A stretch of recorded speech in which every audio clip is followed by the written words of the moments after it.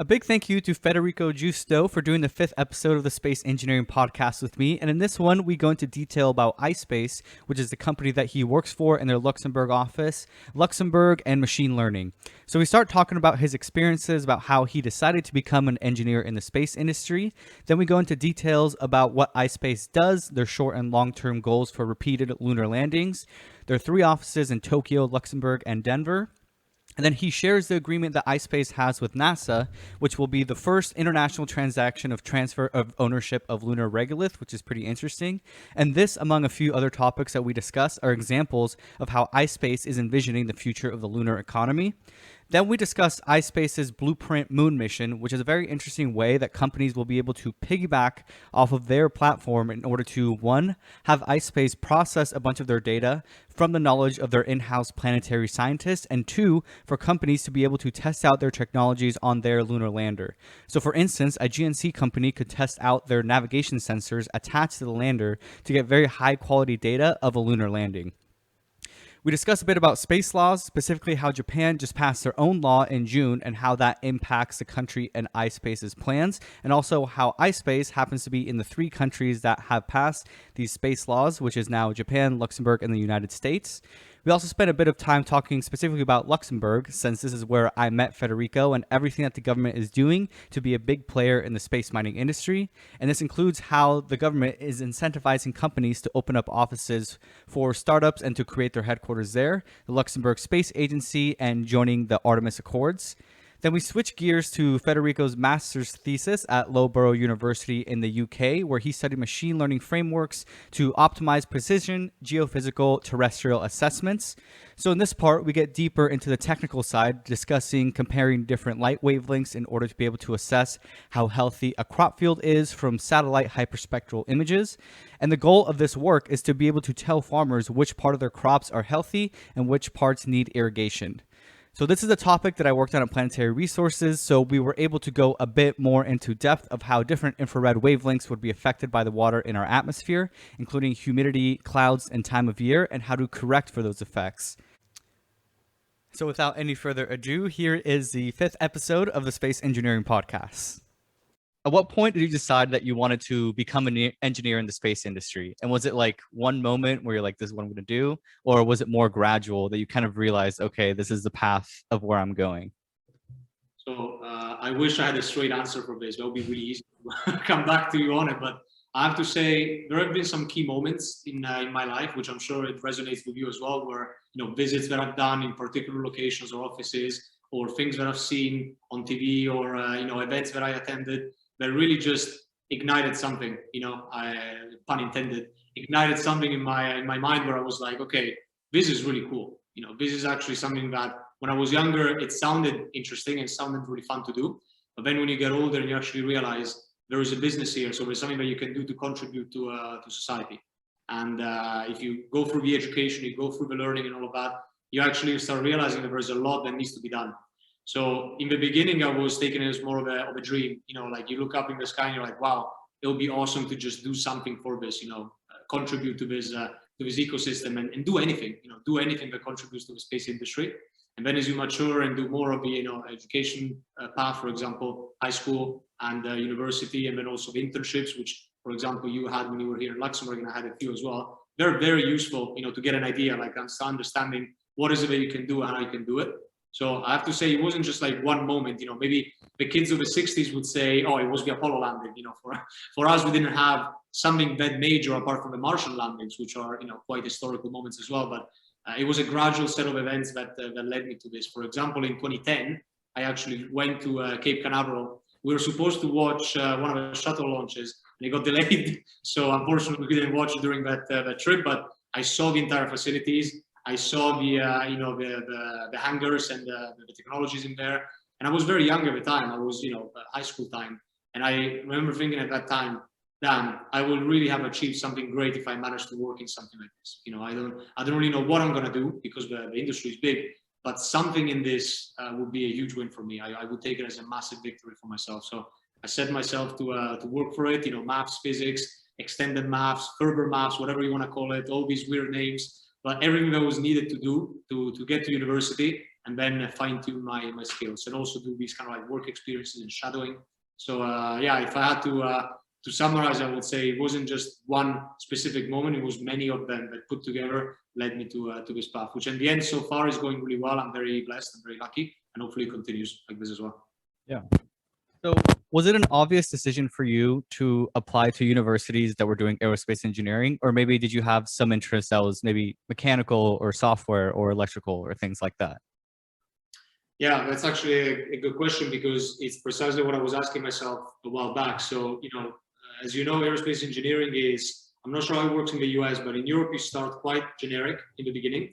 So we want to get everyone on the same engineering basis. You need to understand the maths, you need to understand the physics, you need to understand the key software and the tools that you need to use. So for 2 years or so in Europe, everybody's the same. It's kind of like a preliminary level mechanical engineering degree where everybody gets to the same starting point. And then after 2 years, you would do, I don't know, chemical route, or you would do the aerospace route, or you would do the automotive specific route, or aeronautical route, these kind of things. And that's when you learn just those disciplines which are specific to that engineering path. So for example, for me, it was robotics, it was controls, it was also, for example, the communications and the technologies behind the communication subsystems. So some of my friends that went specifically into mechanical continue with a more strict, dynamics and vibration, composites and materials. So I moved away from some of those disciplines to focus on other ones for the aerospace. But the way that it works, I studied in the UK, by the way, so in the United Kingdom. I did 5 years. It works where you do 4 for like the master's degree. So I did straight away master's, I didn't do bachelor. And I did 1 year of work, so 4+1 basically. And that was in the middle of my degree. So with these 5 years, it meant that 2 of those in the beginning, I could do generic and get myself up to speed with everything that I didn't know at the time to start my specific path, so my specialization. And then the remaining 3 would be specific to, including the job actually, would be specific to things that I wanted to do. So the job in the middle of the degree, I mean right now, the 1 year. And some of my friends did a similar thing. It's called a sandwich here in the UK, in Europe, so it's 4+1. You can do the same with bachelor. So you can do 3+1, which would be like 4 in total. But overall, that's the best thing that I could do, because it really started making me understand what kind of path I wanted to go and move out of a generic environment and move into more of a specialized environment. So for example, SES, I did an internship at SES Satellites here in Luxembourg, which you definitely know. It helped me understand a little bit how we would function within this ecosystem, because it moves very differently from other ones. It moves differently from the aeronautical engineering, the automotive engineering. So all of the procurement, all of the mission times, all of the mission types. So I started getting more of a quantifiable approach, like a quantifiable understanding of what I wanted to do, not just on paper written many paragraphs about, oh, this is the job, good luck. It's actually logistically what it means, to be part of this company and to deliver this kind of work. So it was really useful. I would say that after the second year, I started moving towards what I'm doing right now, and it was very beneficial for me. So then at what point did you hear about iSpace, and how did you start getting involved? Like, did you talk to someone? Did you reach out, LinkedIn, anything like that? So for me, it was actually, it's an interesting one, because I remember it's a bit of a strange story, but I came back from university one day from a class, and I came back to my dorm room, maybe like 5 to 10 meters square. I don't even remember. It was unbelievable. And I just sat down on the bed, and I was like, checking some news, because we used to follow space news. I don't know if you follow that website, or different websites like TechCrunch, etc. And I saw this like spotlight news article about the Serato rover and the Google X Prize, and I thought, wow, these guys are crazy. Like, they're doing something so unique, so different. It's something they're trying to basically turn, a governmental effort, something that the governments have done in the past, or agencies have done in the past, into a private path, into a commercial path. And at the time, I remember I was thinking, this is going to be so complicated to do. They're never going to qualify it. They're never going to be able to, have a product that actually exists and works. And then I remember losing track for a couple of weeks about this, and then hearing about them again, that they actually flight qualified the Serato rover. This was 2017, if I'm not mistaken, something like that, yeah, or early 2018. So it was early on. It was after one of my classes that I followed the news from this company that I didn't hear of before, and I saw they were doing the Google X Prize. And in the end, as you know, it didn't end up with a specific winner, like one winner, but the company stuck with me. Not just them, but also Space IL, all of the other companies that took part. they're really stuck in my mind as these companies that try to shake up a little bit the status quo. So we're trying to reach this vision that it would be ridiculed just a couple of years ago, you know, and now it's actually becoming reality this decade. So I remember kind of like informally or unofficially following up with the company, and then right after my degree, I didn't really go to iSpace. I went first to Amazon Robotics. I did a small internship at Amazon Robotics. Reason why is because iSpace at the time was not hiring for my entry-level position. So we were hiring for specific, like more senior level positions for Luxembourg. So I did this training period, which was actually very good, very beneficial. It wasn't in space, as you know. It was more supply chain and machinery and robotics. So, for example, the palletizing machines, the sortation machines in the warehouses, and these kind of things. So nothing to do with space, of course, but the discipline was quite close, because now I'm working on robotic technology for lunar missions, which it's much more, of course, certified and controlled and safe and checked and gated at every single step. But the logic is still similar. You need to perform these milestone reviews, you need to perform the assessments and kind of like the deployment of the machines and the test in the labs, in the environments that are controlled, non-controlled. So a lot of the things that I did in Amazon actually were quite transferable. So of course, Amazon is a massive company. I don't even know how many people they have, maybe like 1 million now. It's massive. It's a huge company. So they really work on a lot of aspects of technologies. And now, if I'm not mistaken, they also do space, by the way. So that's a whole other conversation. But at the time, they were doing this kind of like robotic machinery that would help the warehouse employees, do their work, basically making it a bit easier and safer. And I learned a lot there. It was short. It was 7 months. And then I managed to find something in iSpace. So I moved straight away. Otherwise, I would have had a chance to continue in Amazon full time.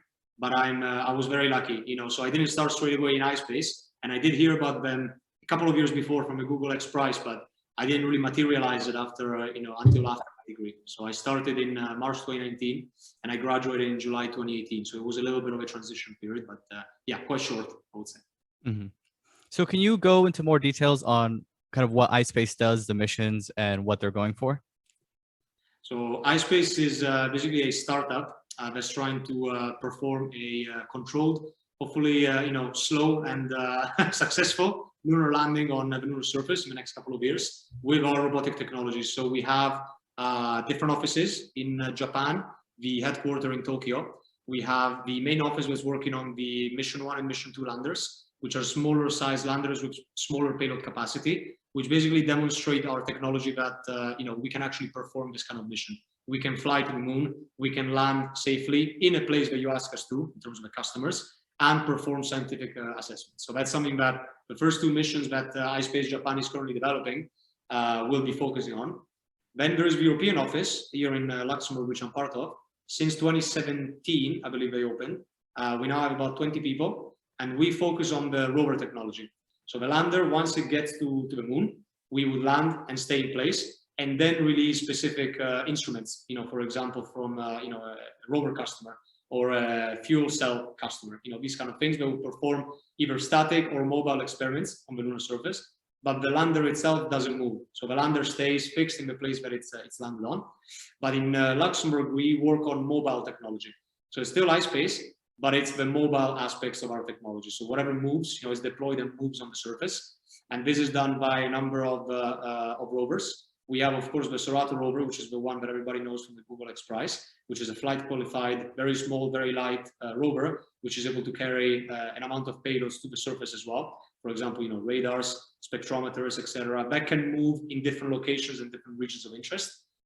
We have middle-sized and larger-sized rovers, which we have not yet, disseminated in terms of what these designs look like, but we're working on right now, and they will be part of the next missions. So from mission 2 onwards, iSpace Europe will be an active part of the iSpace missions, iSpace Japan and iSpace US missions, and this is a nice transition to the iSpace US. So actually, they just opened, neighboring to you guys, I believe in Denver. It's in Denver in 2020, August 2020. They opened in the US office. So that office is again working on the lander technology, but to accommodate the American market. And the American market, for the good or the bad, everybody knows it's got different requirements. It's quite demanding in terms of the payload capacity you need to have, the night survival capability that you need, and all these kind of things. So the lander that we're working on in Denver is going to be still part of the iSpace family, but it's going to be much larger.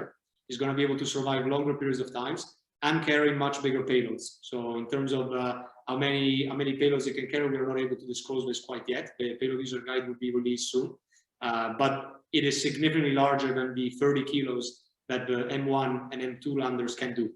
The reason for that is that we want to create a repeatable kind of system, so high frequency system, and we cannot do this just with a smaller platform. We need to have a platform that also allows us to do it with bigger kind of payloads. So whether it's a larger rover with more instruments, or whether it's another smaller lander that maybe moves on the surface from another company, we don't know yet. The potential is quite large. So these are the three main offices, I would say.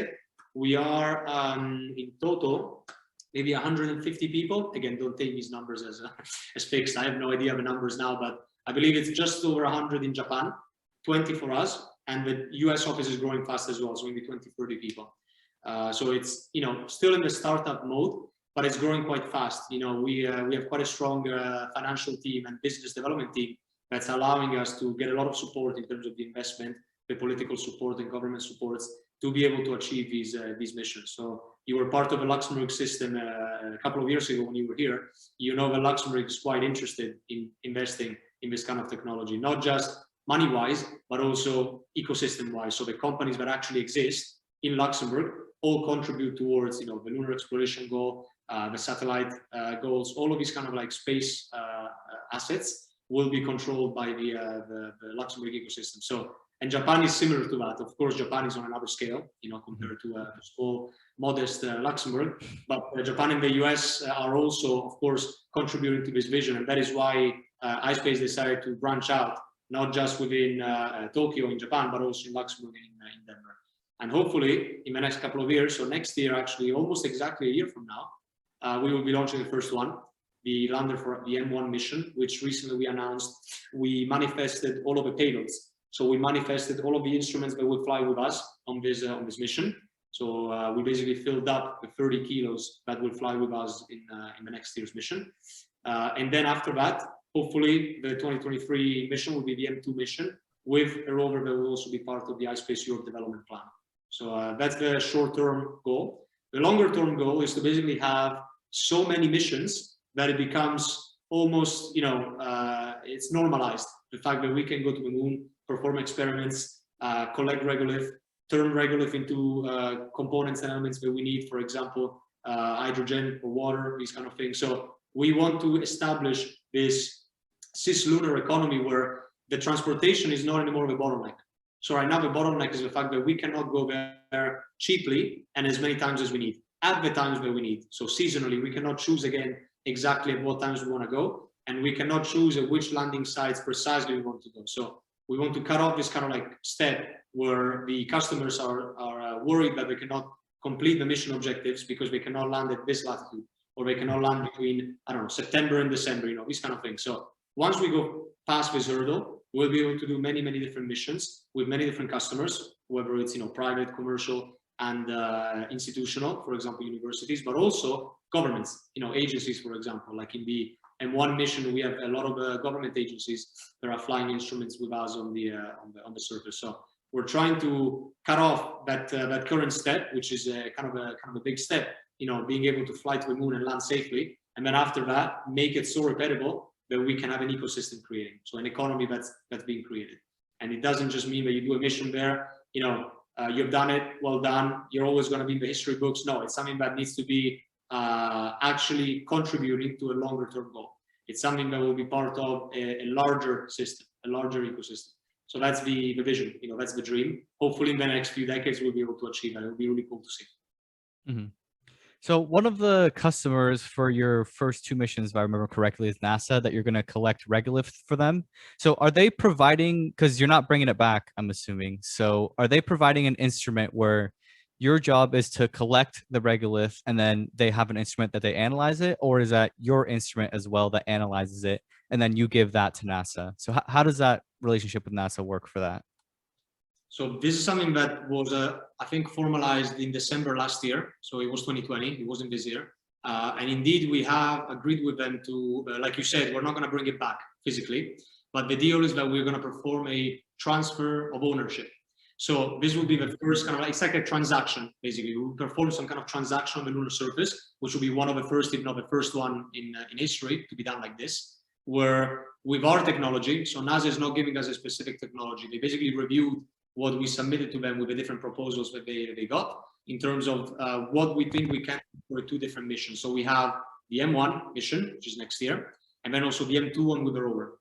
So the M1 one will be using technology on the lander itself to actually collect this regolith and scale it, assess it, demonstrate that it's there, demonstrate that the volume that we need to fulfill is there, and then perform the transfer of ownership. So basically state that this particular collected regolith will be now transferred to the ownership of NASA, which means one day someone can come along, collect it, and use it for assessments, scientific research, all these kind of things, bring it back and do scientific research. So in terms of the actual usefulness, it is very symbolic because we want to start, to have a precedent. We want to have a first where many different companies, whether it's private or institutional or governmental, can do this too. They can do this kind of transaction on the surface and be able to transfer ownership of not just regolith, but also data, also of scientific instruments and measurements that they collect.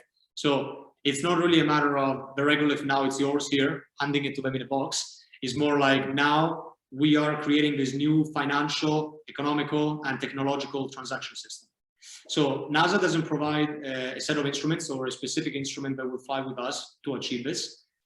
We submitted a proposal as part of the let's say research proposals they were doing for both of our missions. So one of them will use technology on the rover, which again, not a lot of it can be shared, but it will be basically bulldozing some part of the regolith, collecting it, and then demonstrating that the volume, the quantity, all of these things, it's guaranteed as part of the contract. And the first mission will be on the lander itself, so not on the rover itself, because it's not ISpace technology. The rover will be technology from the MBRC customer, which is the Emirate customer, and then the Japanese, so JAXA. JAXA also has a tiny rover that will fly with us, but they will not be performing this, fulfilling this contract. They will be primarily on the ISpace technology. So yes, this is happening already next year for a first mission, and hopefully it will set a first step for many other companies to do this and more in the future, because this is very important, for if you want to create an economy, not just to have launches and missions, but also to have a way to transfer the assets and transfer the work that's been done in the data. So I think it's very important. So going on the data side, so I was having a little bit of trouble understanding kind of the scope of Blueprint Moon and iSpace's plans for that. So could you explain a bit more about how that's going to work, the plans that iSpace has for the Blueprint Moon? That's what it's called, right? Yes. So the Blueprint Moon also we announced it last year. Again, if I'm not mistaken, we were announcing a few things. So I'm sorry if I get it wrong date. But it's okay. It's one of the newer things that we are talking about now. So basically, the logic here is that with the new and increased missions that we're going to have in the next years, we realize that there's going to be a customer need to support and help in the data management. So data handling, data processing, data dissemination and distribution, data interpretation, all of these kind of steps as part of the scientific measurements that we will do on the surface with our customers might not be straightforward to all of our customers. So many of them will tell us, it's okay, give us raw data, we will do all of the assessments, we will disseminate it to the scientific community, all of these things. But many of them actually don't have their in-house capability to be able to assess and investigate this data themselves.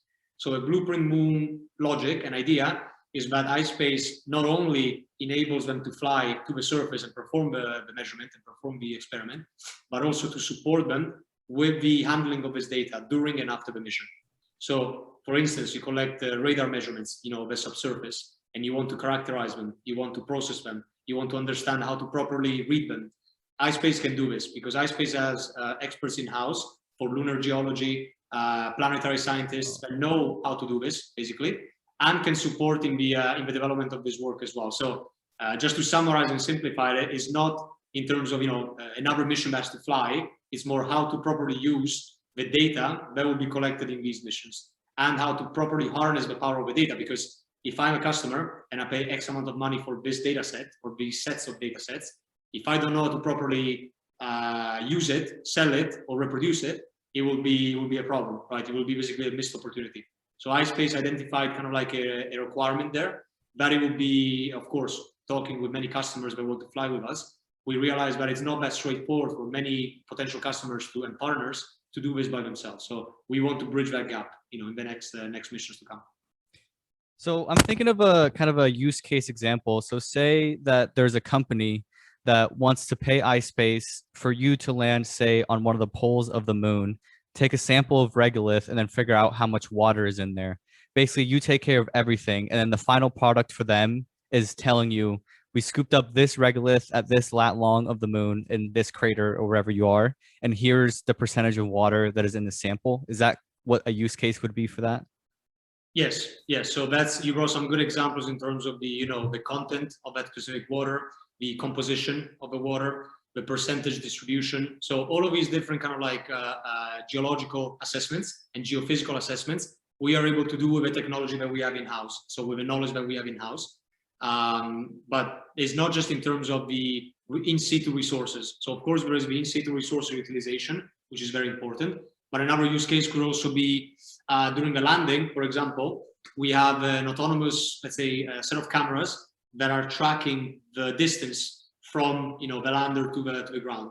This will not be a primary set of cameras and instruments that we use for our landing, because we're working with Draper on that, with technology that's been used in the past, for Apollo, etc. But if you're a payload company that wants to develop this technology and wants to use it in future missions, we can basically provide you with feedback on how this data has been collected and interpreted.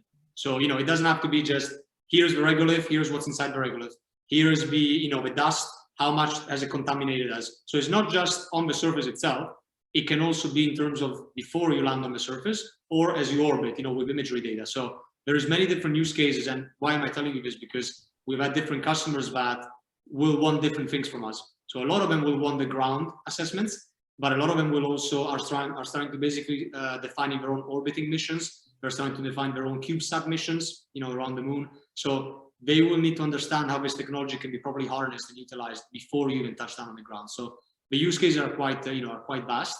And so far we have seen these particular ones. But if this program kicks off and we have a couple of successful missions, I can't even begin to think how many more use cases will come up. So this is why it's quite a good time to get this program started, to tell the customers and the partners that this exists, and they come back to us with new ideas and develop it with us, basically. That's the idea.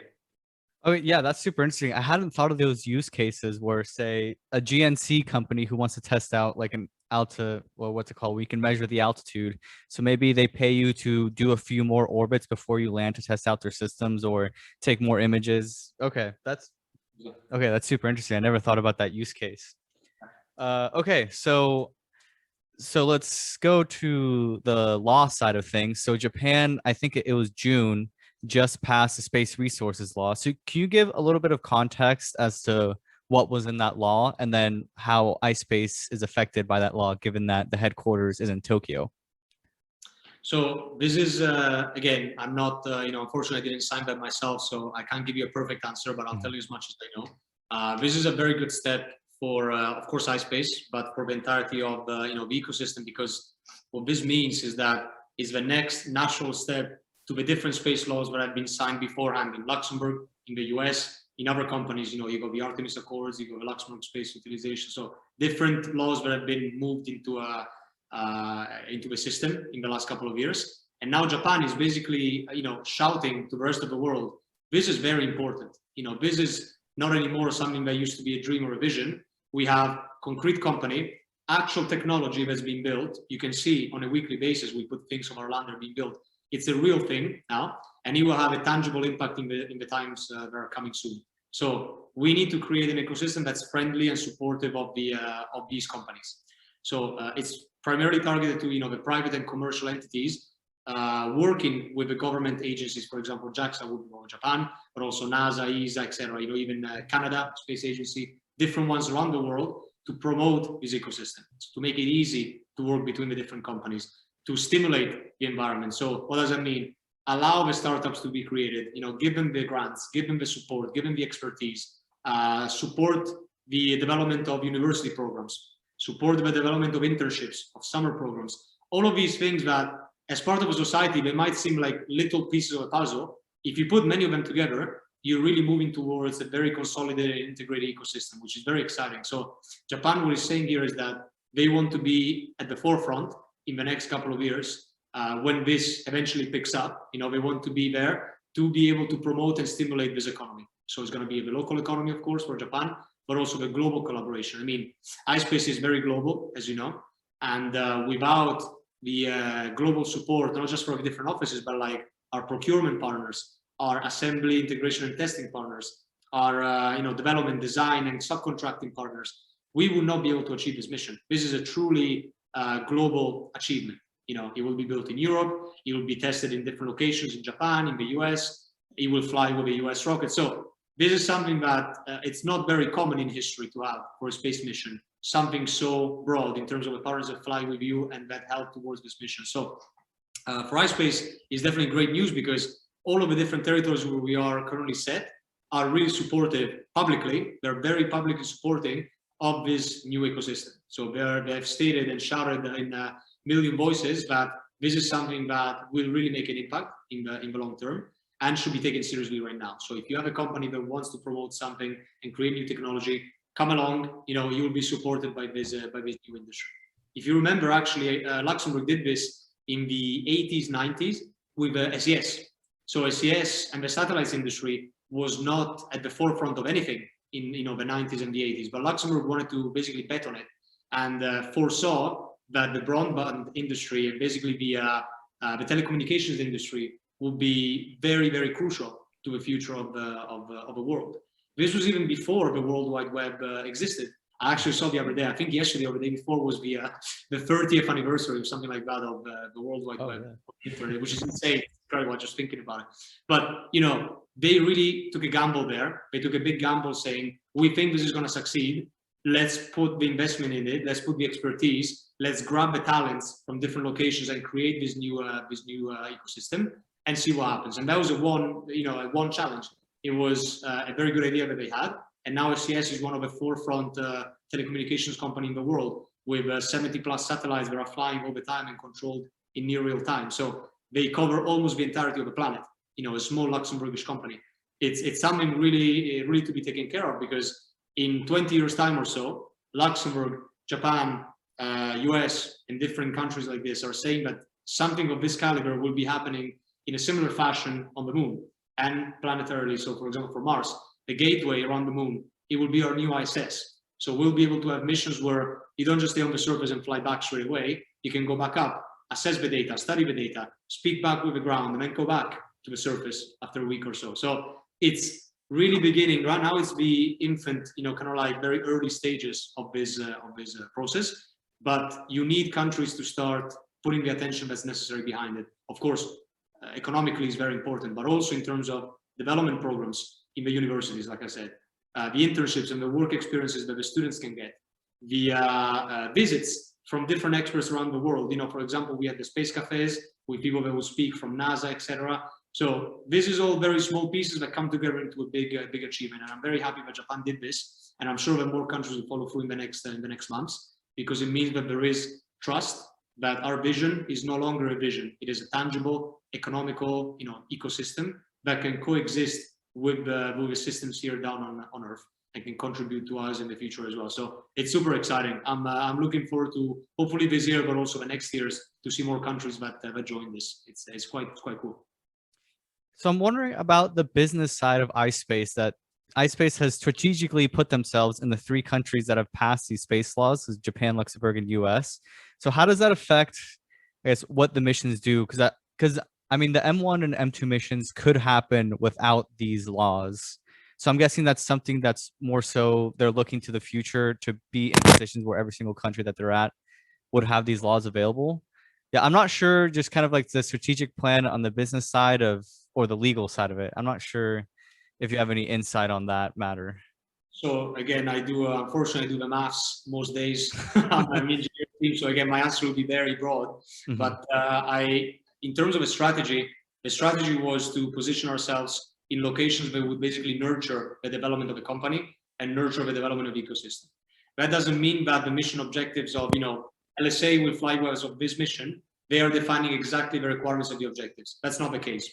There are more stimuli to what the mission will be. So this might change in the future, of course, but what we're working on right now we are not defining the missions based on exactly what Japan is saying, based on exactly what the US is saying, Luxembourg, etc. We're doing it based on the private and commercial companies that are flying with us and want to test particular technology on the moon. So the first two missions are just demonstration. So first one particularly, the second one already we're going to try and do a little bit more. But the first one is primarily for demonstrating that we can physically go there with our technology, land, survive, and deploy things. So in terms of our objectives, they're quite simple. Not simple to achieve, but simple to comprehend and simple to attain, you know. But the different countries that are working with us on this are basically saying that if this is not successful, then the economical stimuli that you've had in countries like Luxembourg, etc., with new companies that could fly technology to the moon, will now be part of the conversation for future missions. So just give you an example. If we're successful next year, Luxembourg could come and say, that's excellent. We would like to consider these companies that are part of the ecosystem here as potential payloads to the mission. And then we would have sessions with them. We would have an understanding, you know, between what are the requirements, what is the specific timelines, and the DVP, you know, so the development plans. So it's not that they are driving or declaring what these missions will be, but they are enabling the missions to occur, basically. Again, this is the current status, and I'm not really sure in terms of the business development side from the engineering team. That's all that I really can say. But I think this is the goal. The goal is to basically have a flexibility to as many customer bases as possible, because that means you can have many missions that are not going to be exactly the same every time. They're going to be useful in different ways. They're going to be beneficial to different communities, not just the science community and the engineering community, but other communities as well. So the goal is to be as widespread and as basically flexible as possible to different requirements. And if we start having the countries dictating exactly what needs to happen, this goes against, you know, it's more of a governmental approach. So it's more like the Apollo times where it will be just the agency making it happen. You know, this is something that needs to happen with a synergy of different actors and different offers and responsibilities. So to my understanding, this is the goal, you know, settling in these different locations and working with these governments. So I want to get the history of how Luxembourg got into the space mining business, basically. So is it true? Because when I was doing internships at Planetary Resources, and they started working with the Luxembourgish government, was that the beginning of when Luxembourg decided? I don't know if you know the history of that far back, but is that when they decided we're going to start investing in the space mining industry? I don't know the history very well, but I believe that was so Deep Space Industries, you know, Planetary Resources, Oh, yeah. just like the kickoff, you know. So it was the beginning of Luxembourg figuring out that space is beyond telecommunications. It could also be in terms of space exploration, data analytics, so machine learning, big data, which we'll have a chance to also talk a little bit more about afterwards. It's something that Luxembourg really saw as potential, you know. And as you know, some of these companies might not exist now anymore, or might not be at the forefront now anymore. But Luxembourg has succeeded, I would say, in terms of stimulating what the economy looks like in terms of the outlook of the economy towards these companies. You know, all of these startups that are now getting created and winning the grants on, you know, the space fit. I forgot the exact name. They have different competitions to basically support nascent companies and new companies with their technology. So I think the win there is that even though some of the original companies might not be more the leaders of this new ecosystem, is that they now have so many dozens of companies with high potential that they really stimulated a whole new side of the economy. They stimulated new talent coming in. They stimulated the masters at university, actually. It's called the Masters in Space Studies and something else. I forgot the exact name, but they added since a couple of years this new degree, right? This new university degree that people can do to study space management, space business, and space engineering. So what we're saying here is that they don't just want the short-term results of, you know, launches, missions, etc. They want to grow their knowledge and their expertise in-house, which is very important. It's something that not a lot of countries are doing. And Luxembourg is really saying, we are trying to do this the right way. We're trying to do this the long road way, but the sustainable way. And that's why it's important, you know, even though you might not have every single company succeeding or every single company making you the billion, it's still important that you give as many opportunities to different companies to see how you can stimulate it best. So I think that's, I hope anyway, that's what the Luxembourg Space Agency and the government overall is trying to do with this ecosystem. So growing up in Luxembourg, have you seen it change a bit as far as the international part of it because I remember when I was there, I feel like there were just people from all over the place. Like when I worked at GomSpace, even, we had maybe like 20 people in the office from like 10 different countries. If I recall correctly, Luxembourg, the University of Luxembourg, as you said, just started their space master's degree. So had they been focused on engineering before that? So as far as I know, they didn't have a space specific degree, but they had other degrees with regards to, computer science, machine learning, big data. They didn't have, again, I could be wrong, but I cannot recall a mechanical engineering, aerospace engineering, aeronautical engineering, strictly for that, within the list and the UniLu. So this was one of the first times, to my understanding and to my knowledge anyway, that they tried to also branch out into the more technical side of things. So Luxembourg has been trying to do a lot of the aspects with also the legal frameworks and the ethical frameworks, the business side of things. And this was one of our first attempts and one of our first directions into the more technical endeavors as well. And like you said, in terms of international people being here, I've been here since 2008. It's been, in terms of the growth, first of all, the capital city was only like 40,000 people. 50,000 people when I was here, which is incredible just to think about. Now they are much, much more. And the country doubled in size, basically, in the time they were there. And the true power of Luxembourg, the true strength of Luxembourg, is the fact that you have so many different cultures and so many different international experiences and backgrounds coming together to deliver a goal. So this is not just for space, by the way, it's for different parts of the economy. But the real superpower is that you have people that have worked in China, people that have worked in the UK, people from Italy, people from the US, and then they sit together in a room and they discuss how to solve the problem. And this is something that you don't really get in many countries. It might seem like straightforward, but it's not common sense to say you're going to have 17 nationalities in the company. We in iSpace, we have something like a dozen, if not more by this point. I don't even know. In just iSpace Europe, because in iSpace Inc., we have 20 plus. So to say something like this, that you can actually look someone in the eyes and solve a problem, technical problem, business problem, whatever you want to say, with different perspectives, it is very empowering because it means you're coming from a different way of learning, a different education, a different set of experiences. And Luxembourg, the true success comes from the fact that these conversations are happening in the first place. So you get these people together and you deliver solutions that you would not be able to deliver in countries that are strict to their own, local environment. So of course, there's also the Luxembourgish aspects. There is a lot of Luxembourgish talent being brought up, both on the technical side and the business side.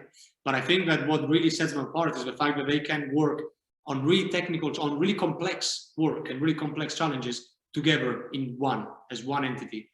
And this, first of all, goes a long way in terms of just human beings, because it's not really easy to do this. It's not easy with the languages. It's not easy with the type of personalities, the type of culture. So Luxembourg has been, since I've been here anyway, 2008, has really been an example of this, has been exemplary in defining and demonstrating that you can do this as a country and you can deliver big goals as a country by doing this. So I wouldn't say that we have necessarily increased that, because it was already quite a lot, or maybe it was a shock when I joined, because I came from Italy to Luxembourg, and I couldn't even speak English at the time.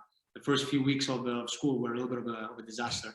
But I wouldn't say that we basically tripled the amount of nationalities, we quadrupled the amount of nationalities. What I would say is that we are really fine-tuning and refining the way that these nationalities work together and these cultures work together, which is really cool. Just in my company, I sit down in a room with Portuguese, Estonians, French, British, whatever, and we all work on something that it's quite complex. In a couple of years' time, we're probably going to laugh about this in front of a pint, but the thermal subsystem problems, the mechanical subsystem problems, all of these things that are very, very difficult to achieve as a single, right? As a single, you would not be able to really solve these kind of things with different perspectives outside. And we can do this because we work together. And Japan as well, the lander mission, now they entrusted the build to Ariane Group in Germany, which is a very, very big move for iSpace Japan. The Japanese culture is widely known to be a bit more difficult than the European or continental Europe approach. But iSpace itself, as a company, in the 2.5 years that I've been here, truly has been exemplary. Has been the opposite of that. They've been very welcoming with everyone that has joined the company. They've been extremely understanding, extremely thoughtful in terms of integrating the people, understanding their points of views, and listening to the ideas, brainstorming ideas, troubleshooting. So I would say that this is a step in the right direction, you know, for companies in parts of these countries where they're trying to beat the status quo, you know, because landing on the moon is, you know, something that even saying it out loud to you right now feels so impossible. It just feels so difficult to achieve that if you don't have good synergy within the team members, you'll never achieve. And already to do this with 20 plus different nationalities, it's an extra challenge because you need to get everyone to work together in the proper way, right? And I really see iSpace being a leader in this, not just fingers crossed next year when we land on the moon, but also to prove that you can do this together. So you can do this as an entity, as a global entity with different people. Now we're, you know, slowly merging into different countries. For example, my wife is Spanish, so my child will be, you know, Italian, Spanish, Luxembourgish. God knows she's gonna speak more languages than me now. I mean, I speak a couple of languages. By the time she's 3 or 4, she'll speak more. So this is the direction the world is moving, right? And these kind of companies are really trying to set the direction and the path for this to happen, sustainably. So I'm really happy that I'm part of this. It makes me feel very welcome and very listened to, and hopefully it will bring to good success in the future. So going off the international kind of collaboration part of this, so Luxembourg also joined the Artemis Accords, and it seems a little bit kind of vague or arbitrary as to what that means. So are there any like concrete changes into what the government wants to do as far as, say, incentivizing its private companies within the country to contribute to the Artemis missions?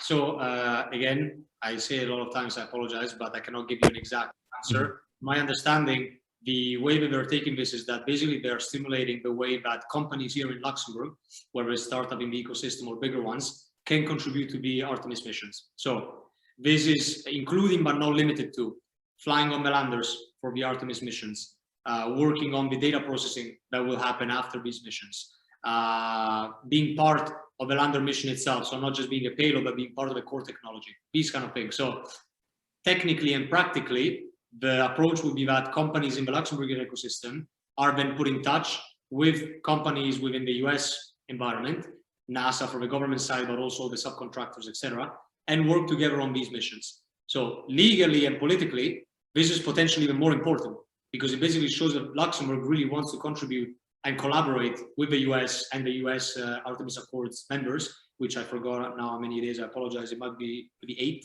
of them, so 8 countries, something like this, to really deliver these kind of missions.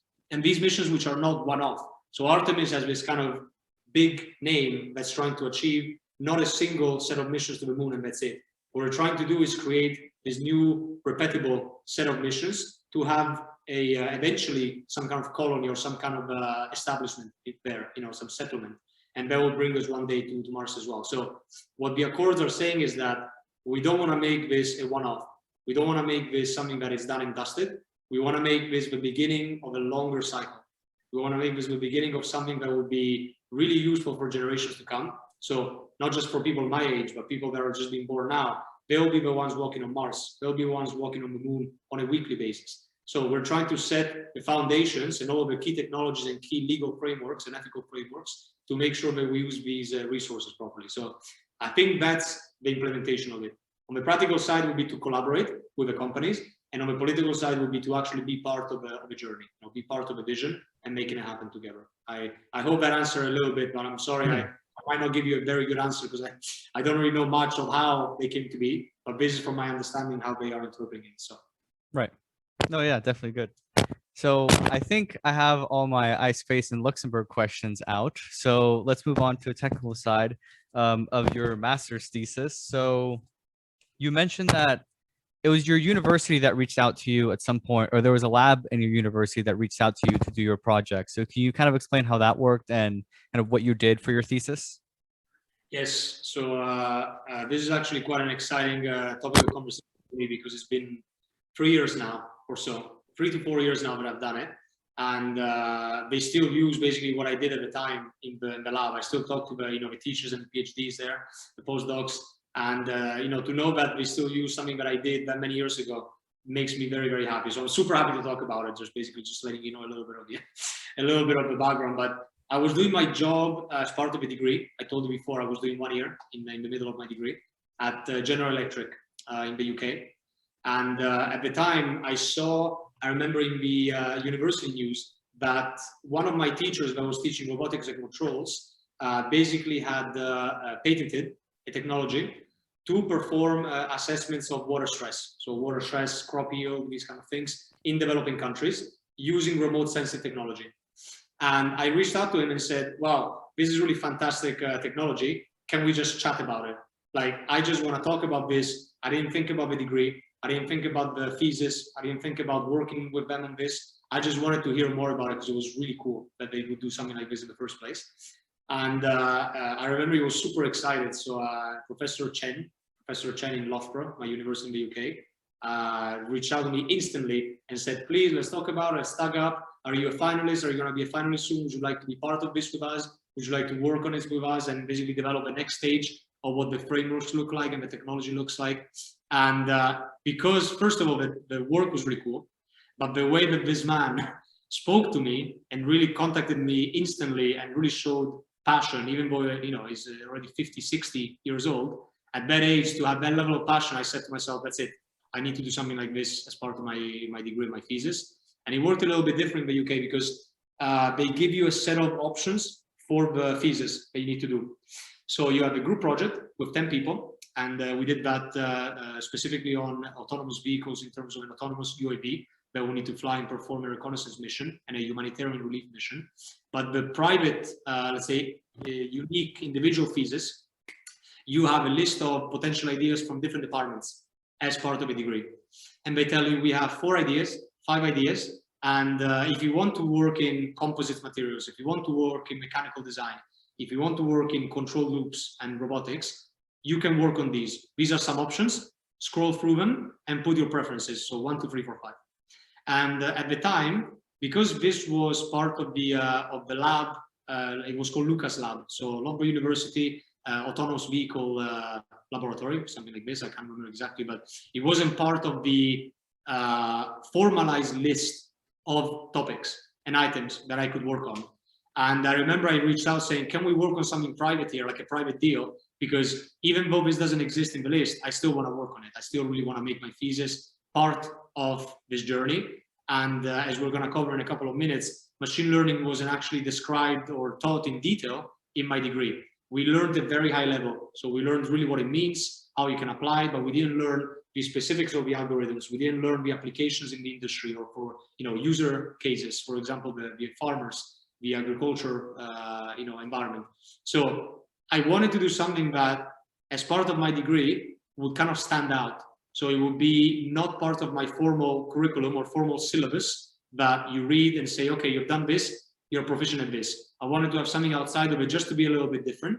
And thankfully, I managed to basically create a deal with them and set up this opportunity and work with the lab for from September 2017 to May 2018. So in May, I completed the thesis. And this came to be just from the fact that I saw this news article from Professor Chen, contacted him, got flooded with excitement from him, and then decided that I had to do something like this with the team. So it ended up being a very cool thing. So we're going to speak about it now in a little bit more detail, but in more of the human side, in the higher level, the holistic side, I'm very happy that I went that direction instead of picking a very boring is not the right word, but very common research topic. A research topic that's basically repeated every year just to get a little bit better, you know, just to get a little bit different every year. I'm happy that I decided in the end to do something not like that, because it really stimulated me. It really made me think in ways that I didn't think before, and prepared me for the job as well. Because, you know, if you know exactly what to expect, then you're not ready for a professional environment. Like you're working now as well in a professional environment. You know that every day is like an exam. So I wanted to have something that really I wasn't prepared for. So I didn't know in detail, and I had to learn. And overall, it was a very good experience. I hope I delivered a good result. Okay, so yeah, let's get started talking about it. So can you start by talking about some, I guess, fundamental differences, or why it would be better to do, say, space-based observations of a crop field versus, say, flying in a plane over the crop field, taking the same measurements, or having a bunch of sensors on the ground? Right. So in terms of the scope of this, we have different technologies that can do this work. Like you said, you can go directly in the soil. So you can put the sensors in the soil and study different regions of interest, and then assess from the composition of what's inside that soil, how much of it is alive, so how much of it is actually yieldable, so can actually grow into something, and how much of it is gone. So what this means is that it will help for the ground measurements. What actually happens nowadays in the industry, it happens in developing countries and happens in developed countries. We basically use real ground truth data to assess whether the crop corner needs more irrigation. This specific part needs less, or needs a specific type of product, you know, these kind of things to recover. So the problem with that is that it takes a very long time and a lot of money, because time is money, especially in the agricultural world, to be able to set up these controlled assessments. Because if you have like a field, which is, for example, 100 meters by 100 meters, to assess it in terms of blocks, so specific squares where you need to study and check the quality of this field, it would take you weeks upon weeks, if not months. So by that time, when you're here, this part that you assessed many months before, it's already changed. It's either dead, it's either grown back. So in terms of a timing issue, this is a real world problem, because we don't have currently the capabilities to be able to do this faster. You know, we don't have the ability to put that many sensors. Of course, if we had infinite resources, we could put many sensors at the same time, but we do not, right? We have like 2 machines and we need to pass them in synergy in different locations. So you cannot do all of the field in one go. What we're trying to do here is to have basically alternative technology. And this is what my thesis was doing at the time, to assess the accuracy of these alternative technologies. So the aerial studies, which is basically UAVs. UAVs can be different types. It can be the drones, basically, the ones with the cameras. It can be fixed wing, so actual fixed wing small aircraft that flies over and does reconnaissance assessments. And it can be different types. It can be flexible wing, etc. So these are the ones that would be run in terms of still in the air, but within the atmosphere. So without the interference of clouds as much, without the interference of atmospheric effects, without the interference of, let's say, for example, some reflectance pattern that would be very difficult to pick up from a satellite. You know, this is something that can be done on the medium scale with a technology that, in terms of what a drone costs, it might be a lot of money as a one-off investment, but then you can use it very fast, very accurately for many different purposes. So it's something that, for example, on the use cases side, a farmer can learn to do in a week, and then within the next few weeks can assess different blocks of their fields with this one technology, instead of walking themselves and setting up the sensors, you know, every single time.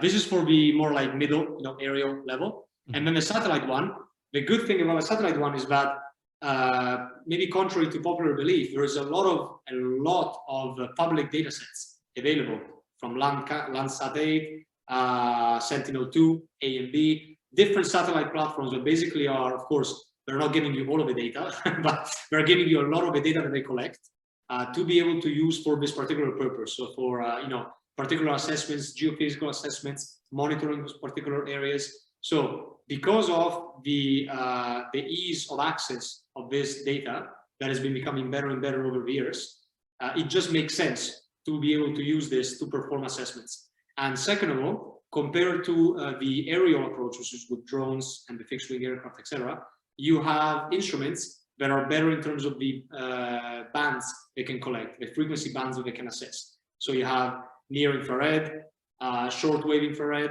you have a thermal infrared. Actually, though, for thermal, I believe they are quite advanced also for, let's say, aerial, so like, you know, drones, etc. But let's say thermal. So they have a lot of instruments. For example, on the Sentinel instrument satellites, they have the MSI. I think it's called MSI, which literally translates to multispectral instrument, and it collects 8 or, yeah, it's really easy. It collects 8 or 9 bands, basically, that you can use and can extract and can assess. The one that's very important for, let's say, water stress, water health, and crop yield is near infrared and shortwave infrared. So these two are very good, basically, from many years of literature review and assessments that people have done, are very good in detecting the quality of this crop. And this is because of the reflectance. So the amount of light that is reflected from the crop changes based on the quality of that crop. And you can assess this with the RGB. So like spectral would be RGB, red, green, and blue. You can assess this with green, of course, quite well. And you can assess it with a combination of these, which are called indices. So you can use vegetation indices, which are basically, just to summarize very briefly for you, are like equations that use combinations of the different bands to assess the quality of the water. So you can use the spectral approach, but the multispectral one has been found to be more accurate because the reflectance kind of assessment is better than just a spectral band. And this is using the near and the square, which is near infrared and the short wave infrared. So this is the key differences, I would say, between using a satellite, which of course you need to be careful. You're going to have atmospheric effects. You're going to have modulation. You're going to have resonance. You're going to have whatever noise. Same with the aerial one. You're going to have noise that you need to clear out. So you're going to have filters that basically cut out the noise that you can get from a machine, etc., etc. Whereas on the ground, you're directly on the ground. So there is pros and cons about all of them. At the end of the day, the goal is to kind of like find the best balance of cost, time, amount of technology that you need to use, and how easy it is to be able to implement this on a large, small, and medium scale. So if you're talking about a multi-hundreds of kilometer field, the technology should be as accurately performing as just a small square that you're studying, right? Mm-hmm. It needs to be scalable. So the technology needs to be scalable for different applications. And the way that I did my thesis actually was to work on developing countries that have a lot of problems with basically managing irrigation resources. They're not able to do this on the entire field at the same time. They can only do this block and this block. Meanwhile, all the stuff in the middle could be dying and they don't know because they cannot assess it. They don't have enough technology and enough resources to assess it. And this is something that the thesis was trying to do, to assess from the technologies used on drones, fixed wing aircraft and satellites, can we get accurate representations of what the ground looks like? Can we actually replace the human being going in the ground and sticking the sensor and getting the numbers out? Can we do it? Or can we do it, but will it be bad? You know, will it give really bad results? Like an accuracy of maybe like less than 50% of the ground truth, less than 60%. Are we able, with the technology that existed in 2017 and 2018 when I did it, which by the way now it's quintupled, it's basically a huge amount of work has been done on this, but we can talk about this a bit later. Can you collect measurements that would be reliable and that would be trustworthy to a customer, to a farmer, to a scientist, to do their assessments using the drones and the satellites? And that was what the thesis was trying to do, to try and quantify, because there's been done a lot of studies more on the qualification level, so more on the higher level assessments, so higher level literature reviews, but no physical quantifiable assessment of what this looks like. So what this actually looks like. So is it 90% accuracy? Is it 95% accuracy? Why did we lose 10%? How much of the dead crop did we miss? How much of the road did we miss? Because we need to classify different parts of the field. So it was trying to basically give some numbers to this problem and to set some frameworks that had not been looked at before. And I managed to come up to some very interesting results on that. So I'm wondering about the frequencies that you used. You said you used different frequencies within the infrared, and also some green can be useful. So I remember at Planetary Resources, we had a mid-wave IR instrument that was the real purpose for it was to measure the amount of water on an asteroid, but then they realized you could also do it to do this exact same thing as measure the amount of water in a crop. So with the fact that they're in space and they have to look through the atmosphere, there's water in the atmosphere, and I know that that could affect the measurements, like you said. And also if it's cloudy, that's all water, so that would also affect the measurements. So I'm wondering how to mitigate that. Do you have to just throw out images that have clouds in them? And then also, can you characterize a clear day, how much water would be in the atmosphere in that day, and then subtract those values from the image in order to get closer to ground truth and what you're looking for?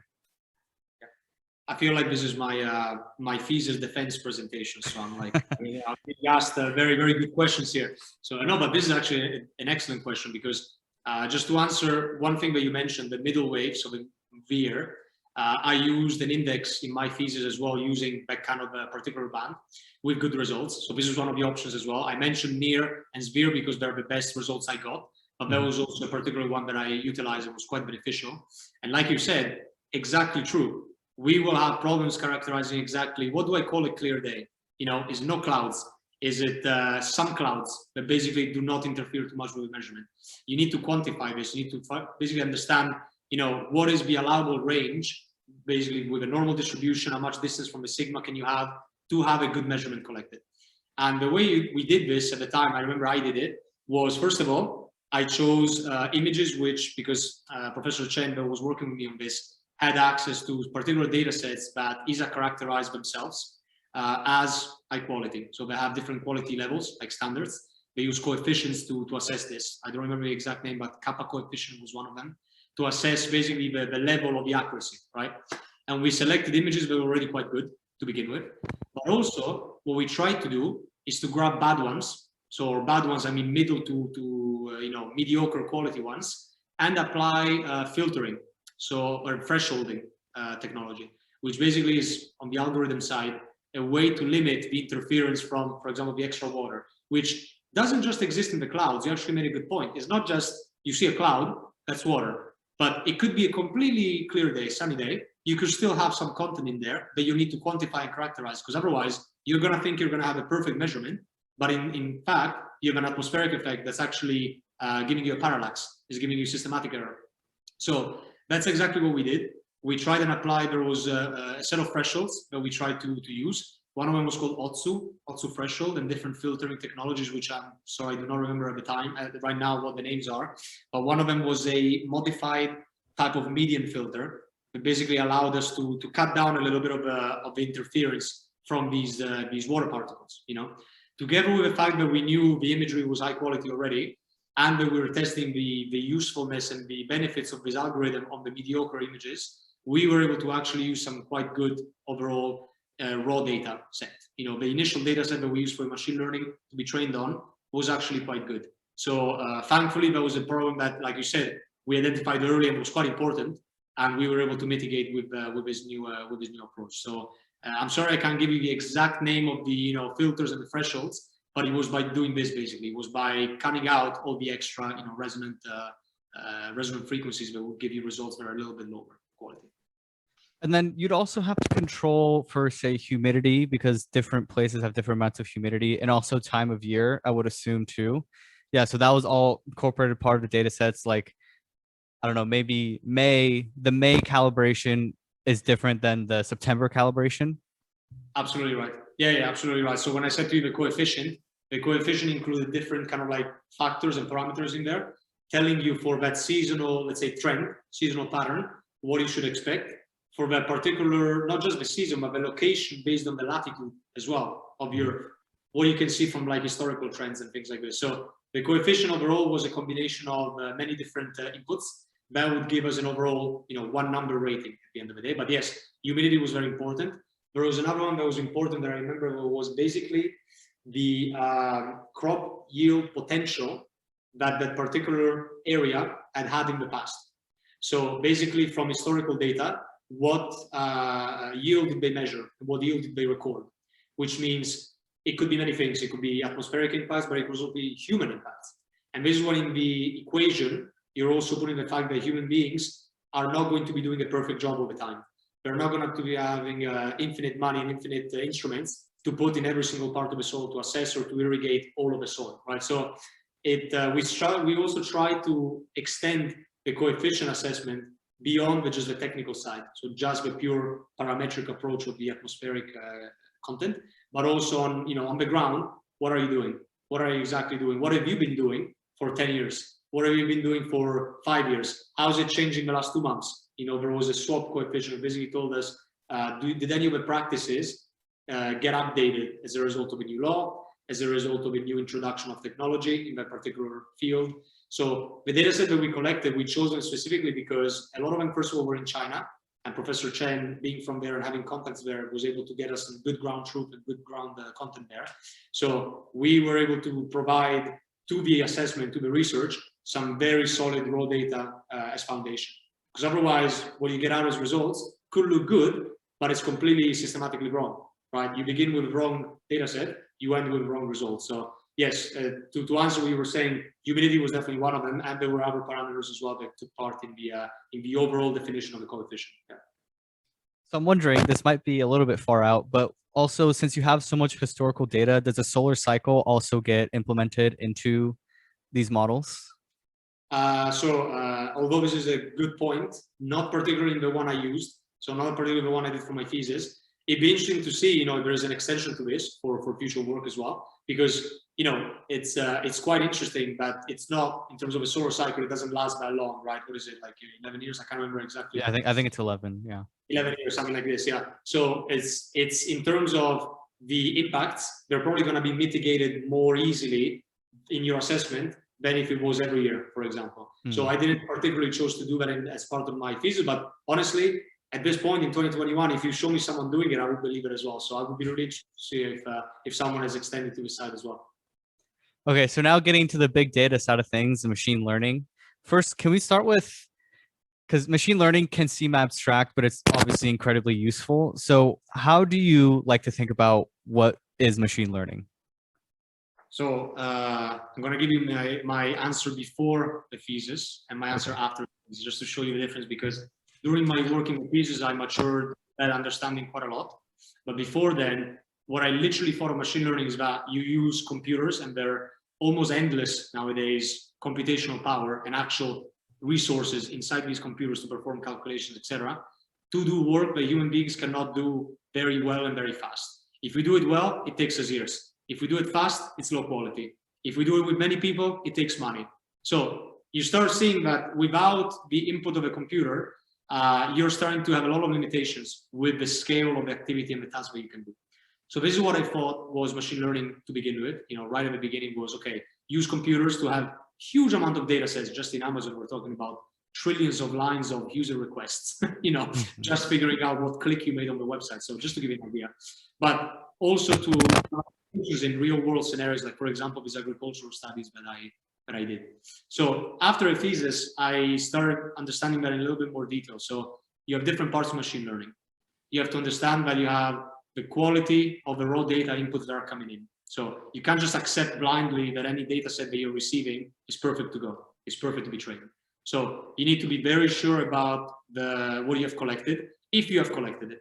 If you have not collected it, you have to set the requirements and the constraints very specifically so that the work that comes to you is high quality. That's something that I didn't really think about in the beginning, because, whatever, you just get a data set, you download 15 gigabytes of images, run it, done. The computer gets it. No, the computer will give you garbage results if you give it garbage inputs. So the human, let's say, input is still very important, even though I'm not the one doing all of the maths and all the calculations. The human input is very, very crucial, because if I give a bad data, it's going to give a bad result. So that's the first thing.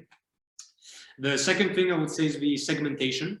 So segmenting in machine learning would be to basically understanding from the image that you have. Particularly in this case, I'm using the example of the imagery because that's what I did in my thesis. But for imagery, you would segment based on features. So for example, pixel similarities, right? You would try and understand on the spectral and multispectral level, how close is this pixel to this other pixel. For example, behind you right now, I see a screen. You have the black and you have the colors. So the segmentation will be able to tell me, of course, you have different algorithms that do different types of segmentations. So with different quality, different speeds, different costs in terms of not just the money that it takes to get this running, but also cost in terms of the server power that you need to run this, if it's a cloud-based solution, something like this. So it will be able to tell me that you have, the black in the middle behind your screen. Mm-hmm. You have the red kind of like in the blocks, the blue in the tiny squares, and tell me with X amount of confidence, with the coefficients we were saying before, that this is what they expect to be the difference in the imagery. So pixel-wise, they'll be able to tell me that I can segment this in this type, this type, this type, this type, something like this. So they don't tell me what it is. So they don't tell me what black is. They don't tell me what blue is. They don't tell me what red is. That is the next step, which is called classification. So the segmentation step is the step where we just figure out that there is a difference existing in an imagery set or a data set, something that can be collated together as a set of differences. So if you talk about pixels, you have RGB. If this green level is X% similar to this other green level of pixel next to it, then they are together, and again, and again, and again. And then you make the shape, right? Then you get to a pixel which is different, like the green level suddenly it's completely different. And then you realize this is something else. And you can segment that. You can basically separate into blocks. And the algorithm tells you, okay, human being, I figured out that in this image, we have, 4 blocks of different things. Thank you very much. So the next step is, what are actually these blocks in real life. So what do they represent? And this is where the key machine learning implications come in, because the computer is able to perform very detailed algorithms and very complex algorithms to tell you what these are based on ground truth data that you give them. So in the examples of a color, you would train the algorithm to classify black as black. You would train the algorithm to classify red as red. Like, you teach it that this set of pixels and these similarities in the pixels represent the red.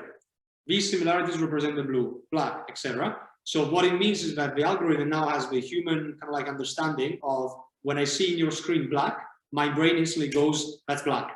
You know, I know it straight away. So the machine needs to be able to do that as well before performing the full classification approach, because without doing that, the classification results would be low quality, because what it's basically doing, it will be mixing up specific segmented blocks into the wrong block, into the wrong combination. So it will tell you that red is actually black. It will tell you that blue is actually red, which is not correct. So the classification algorithms, which is the last step I would say that I did for the part of my thesis, was the most important one, because you had to figure out from different algorithms that you ran. For example, I had decision trees. I had support vector machines. They used Gaussian kernels and different types of kernels. I had the nearest neighbor kernel as well. So different types of classification algorithms that I would train with existing data about, in my case, it wouldn't be colors, but it would be the reflectance from this particular field, which means I can expect this to be dead. I can expect this to be poor quality. I can expect this to be water stressed. I can expect this to be alive. So I would train it with real data that exists and was collected by the farmers, and the machine would then perform the algorithms and tell me quantifiably, okay, at 92% accuracy, for example, I can tell you that this is the water stress 60% content. This is the 60% water stress content, something like this. And what you do is that you compare the result from the algorithm, you compare with the ground truth that exists, it's actually being collected, and you see what the algorithm is telling you. Is it actually the case? First of all, did it get everything right? That's not guaranteed. So it might make some mistakes. Did it do it in a time that makes sense? Did it take you 60 hours to run? Did it take you 60 seconds to run? Did it take you this amount of RAM, actual computational power to do it? Or was it less or more? So all of these different parameters are very important, because you're not going to give a farmer a computer that can run you in 60 hours, hundreds of terabytes of data. You're not going to do that. You're going to give them something that makes sense for the user. So specific users and specific use cases, institutions, fields, and actually agricultural environments need to have specific solutions that are tailored to what they need to do, but need to be high quality. So the combination of this kind of like raw data quality, segmentation, classification, and then output type is very important to give based on the customer that you have, because you're not going to give them, a huge file that has all of the different tiny bits and pieces saying this one pixel is water stressed, this one pixel is good crop yield. You're going to give them, for the farmer, a block, for example. You're going to say this 1 meter block, you should probably worry about. This 1 meter block looks good, etc., etc. Whereas to a scientist and the researcher in university, you need to have a classification result which is much more accurate. You need to give something that is much more complex and much more thorough, because then what they do, they use it to train their own future research, to say, okay, this camera gave me this result with this, I don't know, multispectral input. Let's try this other camera and compare it. Let's try this other speed. You're flying at different speeds. Let's try this other flight speed and compare. You can basically try different control variables using different technologies and compare the quality of these algorithms moving forward. So this is kind of like, I'm sorry if it took some time, but this is the more complex view that I have on what machine learning really means now, which is harnessing what the computer can do for you by giving it the right set of inputs and using whatever algorithm type and algorithm selection is most apt to the customer and to the user that's going into, to make sure that you have the right resources for that task. Yeah. That was really interesting. So then can you go over then the differences in the methods you use for classification? So you said the decision tree, support vector, near neighbor, that. So kind of what are some fundamental differences between those different methods of doing the classification? So in terms of, these are, first of all, just to set the scene, these are statistical, let's say, analysis approaches. which allow you to assess basically a lot of different inputs and come up with one consolidated set of solutions. So for example, decision tree, you start from the beginning and then you branch out every time into different potential solutions. So for example, is it red? Yes. Is it red? Yes. Is it red? Yes. No. No. Yes. Yes. So it does it for all of these different inputs for the entire image. And it performs it in every single, from a complex decision trees, which is what I'm talking about now. It does it for the entire set of the pixels. So if it's, for example, a larger multispectral image, it will take a very long time to do, right? To perform something that goes on every single potential option of the combination of this pixel. So it does the correct one and it does the wrong one. And then the wrong one, it kills the branch. So if it goes into a green pixel and says, is it blue? No, kill the branch. And then goes to the next, right? So it performs every possible option of what you tell it to do from a particular image and tries to combine the solution and tell you, okay, I got to the end where I have 100 million tiny branches that with confidence tells me that this is definitely this color. This is definitely this color. This is definitely, you know, reflecting this much light, something like this. So this is one approach, the decision tree, which is used not just in machine learning, but it's used for other things as well, statistical analysis, I was saying, distributions, etc. And the Gaussian approach, so the Gaussian kernel that I use for support vector machines, those are a bit different because those what they basically do, they literally, like it's called, it's like a state machine. You use vectors to assess the nearest part of that neighbor to the vector, what it looks like, and then assess using that kind of like comparison where it can go next in the flow. So it's not precisely like a tree, so it doesn't have many branches and goes down the branches. It does it more sequentially and checks for each one of these vectors. It splits the image into vectors, basically, for each one of the pixels, and then compares to the nearest one what that looks like and what that could be. It's very difficult to explain kind of like practically. It would be nice to show you actually, now that I think about it, more of a demonstration, but it's basically a different approach to do the same thing. Like the solution, the output will be to a different level of accuracy, to a different level of speed, to a different level of, you know, time that it took me to do this and computational resources, would be a result which I hope to be accurate. So I would then compare the different accuracies and say, okay, this algorithm is fantastic, 97% accuracy. It's almost exactly the same as the ground truth, but it took me 68 hours to run. So I let the computer running 68 hours. I don't have that time. I don't have that power to run in the customer, you know, the customer suite. So I actually need to use either a modified version of this that enables me to do it with less power and less time, or I need to settle for a little bit less accuracy, let's say 88%, 90%, but less time. So less time to run the tree. So the logic that I followed there was to try, and again, these are just two examples, and I also used other ones, but I can't recall exactly all of them to describe to you in detail today, unfortunately. But the logic, so the key high-level principle is that I wanted to try as many different ones to basically enable me to have a big set of results, a big set of outputs that I can compare and say, this is the best one, but it's too expensive. This is the worst one, but it took me a few seconds. So, you know, consider it. This one is completely unusable. It's only like 13% accurate, something like this, right? So I wanted to quantify kind of like a set of matrices that told me the combination of this segmentation method with this classification, when you compare it to the ground truth, is good and why, is not good and why. And then compared, I would say, for a farmer, I suggest you use this because it would take you a few minutes to run it. It will give you an 80% accuracy, and that's all that you need to make the, you know, the crop resist and survive.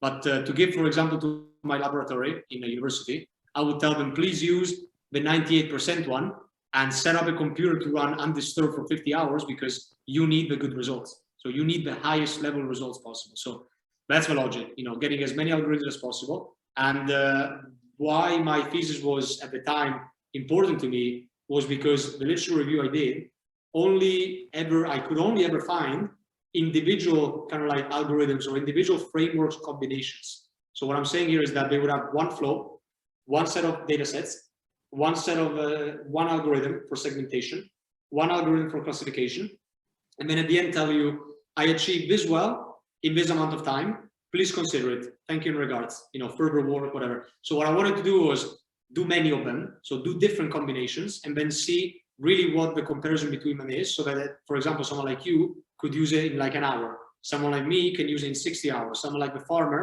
can use it in 10 minutes. And that's why it was new at the time. It was different at the time, because I could not find in my assessment with my professor and my tutors as well, I could not find work that was done comparing quantitatively all of these cases. So that was the logic behind it, basically. So basically the logic is that, just to show you what I meant by neighbors, because you have an hyperplane, so the red line in the middle is kind of like the divisor line between the two different types of classes. So in this particular example you see on the graph, it will be class 1 and class 2, which is just red dots and green stars, right? So you have kind of like a gap, a separating gap between these two class types, which has a measurable and quantifiable hyperplane with these vectors. So each one of those dots and stars are a vector, and you can calculate the distance, you know, like you know from maths, you can do the distance between vectors, right, with the dot product and the cross product, etc. So you can actually calculate quantifiably the difference using this hyperplane of the two classes. And that's what SVM does. Basically, it grabs the neighboring class types that I gave you from segmentation, if you remember, and compares the vector difference using the hyperplane. Here, for example, it says gap in the picture, but I call it hyperplane delta. So it's basically the change between the two spaces of the hyperplane and the classes. And it does it millions of times, millions and millions of times, with all of the different items from the class types, and gives you at the end of the day what it thinks, after it's been trained, of course, what it thinks will be the best implementation of this particular item. So this item then represents to me the red circle, because I had this distance from the hyperplane compared to the green star, something like this, you know, and vice versa for the green star. So this is, of course, what you have on the screen, a very simplified version of that, but it's applied to a larger set of data sets, a larger set of classes, and of course, a larger set of inputs. So it's not just, you know, how many stars are there? I don't even know, like 15, 12. It's thousands, millions, billions, sometimes even. So you can understand the time that it takes to do these kind of things and to perform these assessments when you have a multispectral image that has, you know, thousands upon thousands of pixels that need to be assessed, basically. So I hope this clarifies just a little bit more what it looks like. I'm wondering, so these are vectors, and what are the axes of these vectors? Is it the wavelengths of the hyperspectral image, or kind of like maybe are one of the axes like the XY of the image, or yeah, I'm a little bit confused on that. So yeah, it's a simple answer from my thesis. It was reflectance. So for my thesis, I use the reflectance data, which means how much light is reflected based on that particular wavelength. So I was able to characterize different classes, saying that this reflectance is represented by, I don't know, like a green star, right? This reflectance is represented by the red circle, and et cetera, et cetera. So for me, it was that primary parameter that I would compare throughout the classification process, and then from the output, I will be able to assess it using that, basically. So that's for my thesis. But if you use machine learning for wider applications, as you can understand, this can be done for pretty much anything, you know, most things. Okay. So do you ever see yourself kind of applying this that you learned in your master's thesis, all the machine learning, into maybe some work that you can do in iSpace at some point in the future? Absolutely, absolutely. Before we continue, I'll just let you know a huge thunderstorm just started. So if you hear some noise, please take outside. But yeah, basically, I completely concur with that. I think that iSpace has a big potential to do something related to this in the future. Maybe not specifically with iSpace technology, you know, with the cameras that we have on board ourselves, but with actually customers or payloads. And this is a good transition point, I think, because we have a customer that we announced in June, or anyway summer, Mission Control Space Services from Canada, that will fly AI technology on board to basically use machine learning as part of the rover mission of the MBRC rover to assess features in front of them.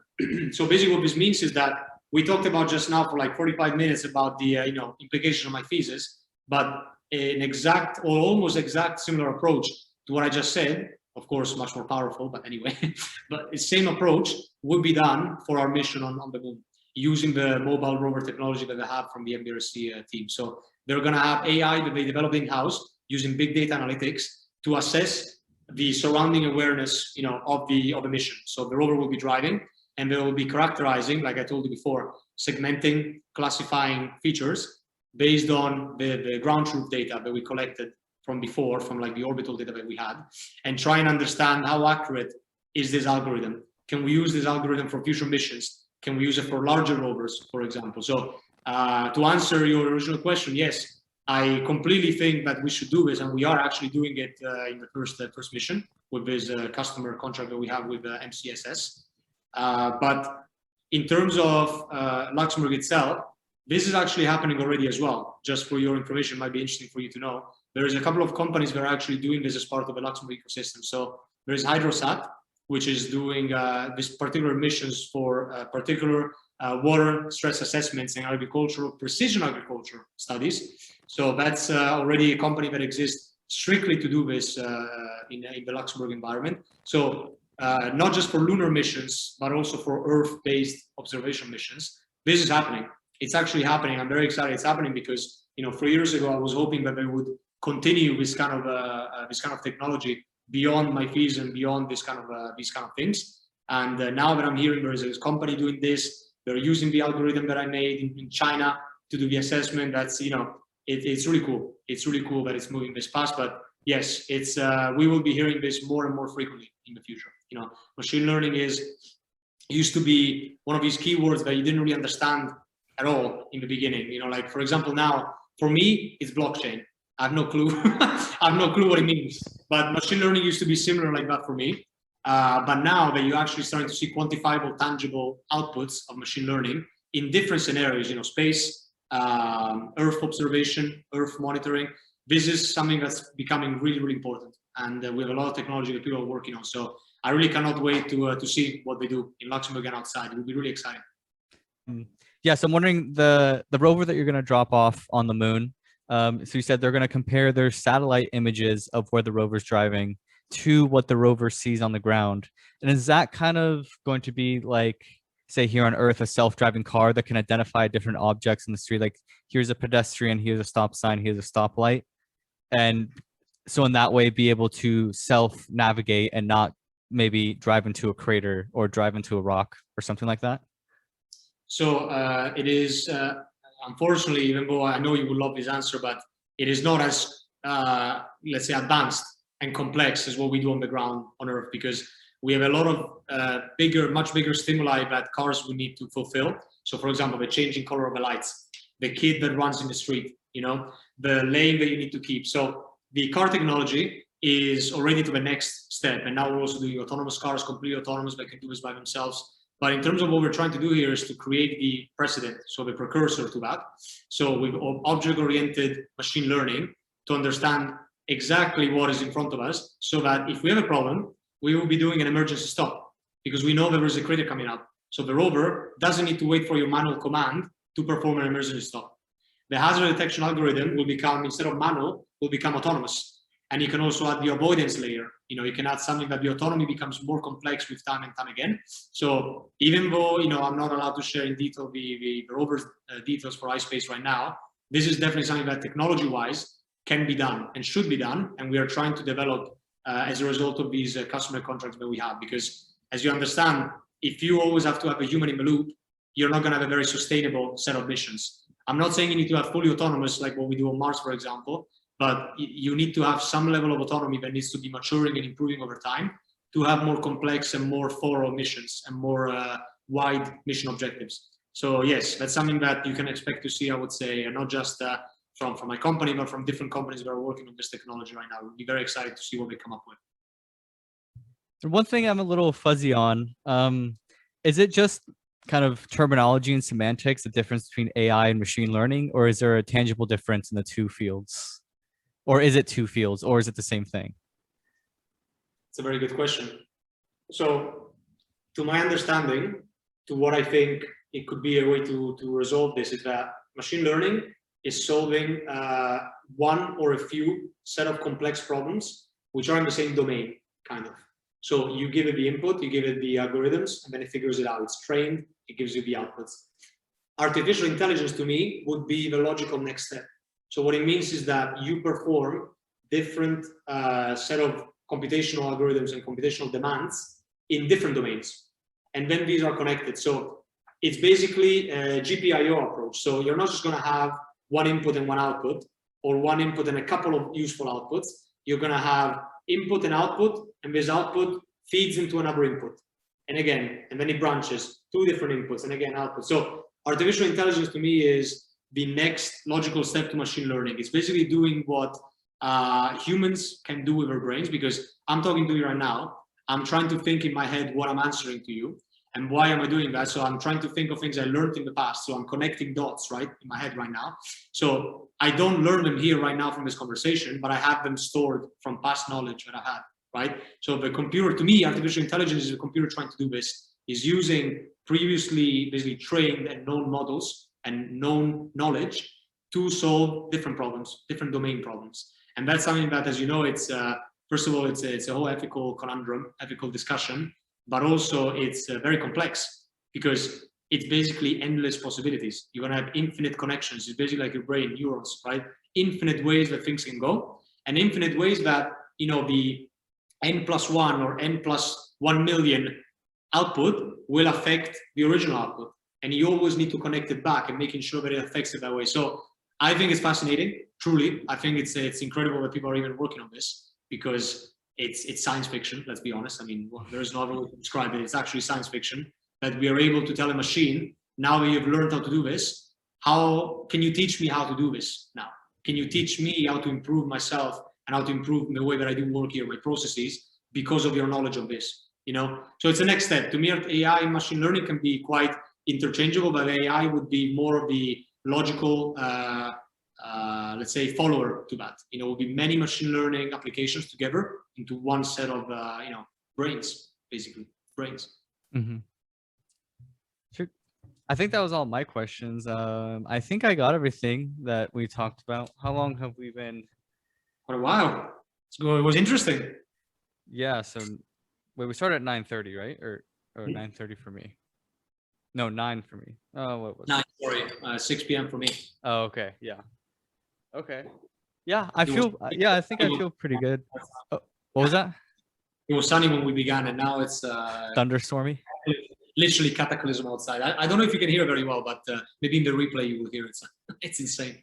No, I remember when I was there was a tornado that summer. Oh my gosh. Somewhere I think south of the Luxembourg City, somewhere in the south part of the country. I remember that there was a tornado. There was you know what? Was it Petange? Could it be Petange? Were you here in 2019? Yes. Yes. Okay. I think that's it, man. Because I was reading the news and was like, what? Luxembourg tornado? It's insane. Yeah, but like this is normality now. We need to get used to it, unfortunately. Yeah, it is. It's gotten hotter here, and I'm gonna move to LA next month, and Nice. and people have been saying it didn't used to be this hot. Like Really? air conditioning didn't need to be necessary before, and now it is. So it's just like, oh man. Yeah, man. It's becoming a real problem. But I'm sure we'll figure it out, like we always have. We always figure things out. So I hope so. Yeah. Well, thank you again for doing this. This is really interesting. I definitely learned a lot. I don't know if you saw me, but I was taking a bunch of notes. Yes. No, honestly, it was really interesting. I hope it was good, because I watched your previous ones and they were very technical, and I apologize I couldn't get into that level maybe of detail that you've had in the previous, you know, style. But the conversation was quite broad. I quite enjoyed, at least on the personal side, because we talked about a lot of topics. So if someone watches this, you know, the integral version of it, it will be very interesting. It's a lot of different fields. So it's not just one single topic. I would find it very interesting. So at least I'll be watching it a few times. Yeah, I think it's also important to not also do only technical, because at least in the videos and what I've seen, like in Reddit, like the aerospace engineering subreddit, people, I feel like, don't understand how much work is being done not in the US. Like everyone thinks, oh, I have to work, if I want to work in space, I have to go to the US. But like, that's just not true at all. And I feel like it's also, I really like, you know, interviewing people that are not from the US, you know, to kind of get that perspective. Like, look at everything that's going on in like Europe and Japan and Canada, and just like not just the US. So I think it's good to get that perspective too on here. That's something that I want to do. Yeah, I've been talking to a lot of you know, young people from high school and university. I mean, I say young, but they're my age. The university people. But anyway, like people that I mentor, and they're talking about this specific thing exactly what you just said.